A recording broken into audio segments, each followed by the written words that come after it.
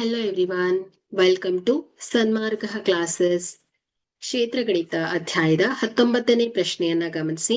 ಪ್ರತಿ ಅಂಚು ಎ ಆಗಿರುವ ಒಂದು ಪೂರ್ಣ ಘನದ ಪಾರ್ಶ್ವ ಮೇಲ್ಮೈ ವಿಸ್ತೀರ್ಣವನ್ನ ಕಂಡುಹಿಡಿಯುವ ಸೂತ್ರ ಬರೆಯಿರಿ.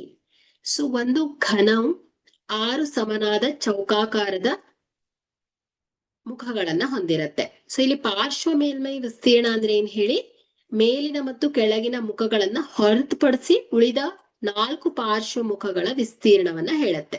ಸೊ ಇಲ್ಲಿ ಒಂದು ಚೌಕ ಮುಖದ ವಿಸ್ತೀರ್ಣ ಏನ್ ಹೇಳಿ ಎ ಸ್ಕ್ವೇರ್ ಆಗಿರೋದ್ರಿಂದ 4 ಪಾರ್ಶ್ವ ಮುಖಗಳ ಒಟ್ಟು ವಿಸ್ತೀರ್ಣ ಏನಾಗುತ್ತೆ, 4a ಸ್ಕ್ವೇರ್ ಆಗತ್ತೆ. ಸೊ ಹಾಗಾದ್ರೆ ಇಲ್ಲಿ ಒಂದು ಪೂರ್ಣ ಘನದ ಪಾರ್ಶ್ವ ಮೇಲ್ಮೈ ವಿಸ್ತೀರ್ಣದ ಸೂತ್ರ a is equal to 4a square. So ಇಲ್ಲಿ a ಅನ್ನೋದು ಪಾರ್ಶ್ವ ಮೇಲ್ಮೈ ವಿಸ್ತೀರ್ಣ, ಸ್ಮಾಲ್ a ಏನ್ ಹೇಳಿ ಅಂಚಿನ ಉದ್ದ ಆಗಿದೆ.